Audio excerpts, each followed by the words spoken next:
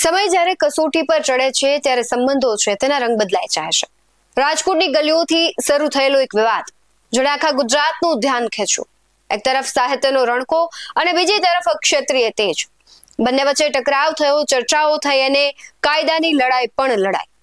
એક પછી એક સમાધાન હવે થઈ રહ્યા છે. ગણેશ ગોંડલનો કેસ હોય કે દેવાયત ખવડ. ગણેશ ગોંડલ કેસમાં થયેલા સમાધાન બાદ હવે દેવાયત ખવડ અને ધ્રુવરાજસિંહ ચૌહાણે ઇતિહાસનું જે એક નવું પાનું છે તે લખ્યું છે.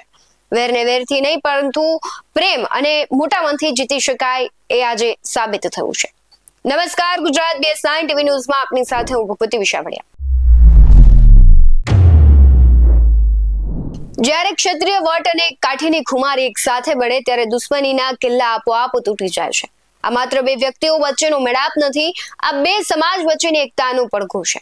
હુમલાની વાતો ગઈ, હવે હેતની વાતો થશે. તલવારની ધારથી જે ન મળ્યું એ આજે એક ગળે મળવાથી મળી ગયું. ગુજરાતની પરંપરા રહી છે કે નમાવાળો ક્યારેય નાનો નથી હોતો. તેવું જ સાહિત્યકાર દેવાયત ખવડ અને ધ્રુવરાજસિંહ ચૌહાણે હાથ મિલાવીને સાબિત કર્યું કે વિવાદો કરતા વિકાસ અને એકતા હંમેશા ઉપર હોય છે. હાલ એવું કહી શકાય કે સૌરાષ્ટ્રમાં સમાધાનની હવા વહેતી થઈ છે. સમાધાન કરવામાં જ શાણપણ છે તેવું દેવાયત ખવડ અને ગણેશ ગોંડલ પણ સમજી ગયા. તો સામા પક્ષે પણ ભેદભાવો અને ભૂલચૂક માફ કરીને સમાધાન અપનાવી લેવામાં આવી રહ્યું છે.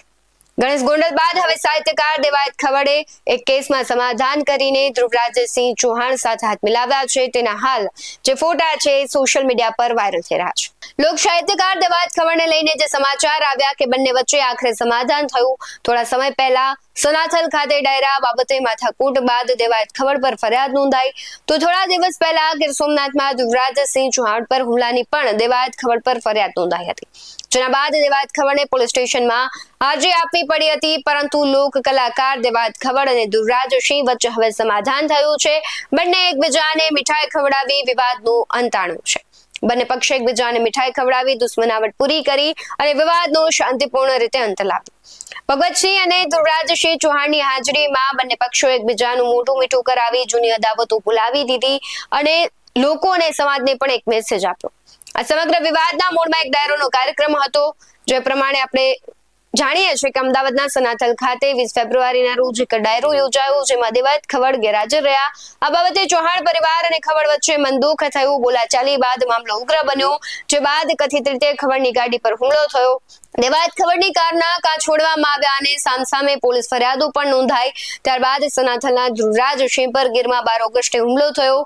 કાયદાકીય લડાઈ પણ શરૂ થઈ. બીજી તરફ હુમલો કરનારા આરોપીમાંથી એક ભગવતસિંહ દેવાયત ખવડ વિરુદ્ધ ₹8 લાખની છેતરપિંડીની ફરિયાદ પણ નોંધાવી. તો તમે જુઓ કે આજે આખી ઘટના હતી એમાં હવે સુખદ અંત આવ્યો છે. જે પ્રમાણે ગણેશ ગોંડલની વાત કરીએ તો એ કેસમાં પણ સમાધાન થઈ ચૂક્યું છે. 24 ડિસેમ્બરના રોજ રાજુ સોલંકી અને જયરાજસિંહ જાડેજા વચ્ચે સમાધાન થયાની ખબર આવી. જૂનાગઢમાં રાજુ સોલંકીના પુત્ર અને ગણેશ જાડેજા વચ્ચે થયેલી બબાલ બાદ વિવાદ સર્જાયો હતો. મારામારીના કેસમાં ગણેશ ગોંડલ છે તે જેલમાં પણ ગયા. ત્યારે ગોંડલમાં ધારાસભ્યના બંગલા પર રાજુ સોલંકી અને જયરાજસિંહ વચ્ચે સમાધાન કરાયું. દલિત સમાજના આગેવાનોની હાજરીમાં સમાધાન થયું.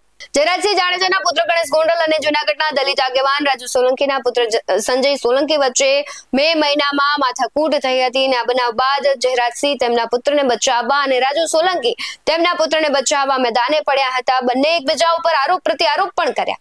ગણેશ ગોંડલ છે મારામારી અને એટ્રોસિટી કેસમાં જેલમાં ગયા.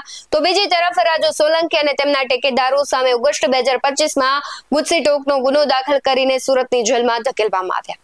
જો કે હવે બંને વચ્ચે સમાધાન થયું છે. મે મહિના અને ઓગસ્ટમાં કરેલ જેલ યાત્રાને ભૂલીને બંને જૂથે હસતા મોઢે એકબીજાને ગળે લગાવી વિવાદનું અંત લાવ્યું છે. જયરાજસિંહને ભેટીને રાજુ સોલંકીએ કહ્યું કે જયરાજસિંહ મારા મોટા ભાઈ છે, મારા બાપ છે. બંને કેસમાં લાંબા સમયથી ચાલી રહેલી હતી જે લડાઈ તેનો સુખદ સમાધાન અંત આવ્યો છે. ફિલ્મોમાં જેમ હેપી એન્ડિંગ હોય તેવી જ રીતે બંને કેસનું હેપી એન્ડ થયો છે. કાયદાકીય લડત લડવા કરતા સમજદારી દાખવવી યોગ્ય છે તેવું બંને સમજી ગયા છે. સૌરાષ્ટ્રમાં દેવાયત ખવડ અને ગણેશ ગોંડલ મોટા નામ ગણાય છે. મહિનાઓ સુધી ચાલતા સંઘર્ષ, કાયદાકીય લડાઈ અને જલવાસ બાદ હવે સમજદારી દાખવવી યોગ્ય છે તેવું આ બંને મોટા માથા પણ સમજી ગયા છે.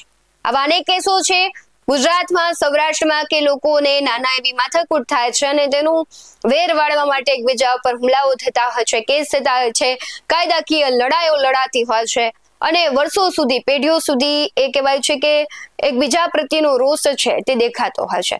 પરંતુ સૌરાષ્ટ્રમાં 2 ઘટનાઓ એવી બની છે કે જેમાં ખૂબ મોટા વિવાદો થયા, આખા ગુજરાતમાં એ ચર્ચાનો વિષય બન્યા અને હવે તેમનું સમાધાન થઈ ગયું છે. ત્યારે આ સમગ્ર ઘટનાઓને લઈને તમારું શું માનવું છે કમેન્ટ બોક્સમાં જરૂરથી જણાવજો. બાકી આવા જ વધુ અહેવાલો સાથે ફરી મળતા રહીશું. તમે અમારી યુટ્યુબ ચેનલને સબસ્ક્રાઇબ કરવાનું, અમને ફેસબુક અને ઇન્સ્ટાગ્રામ પર ફોલો કરવાનું ભૂલશો નહીં. બાકી અમને અપડેટ્સ મેળવવા માટે જોતા રહો BS9 ન્યૂઝ. નમસ્કાર.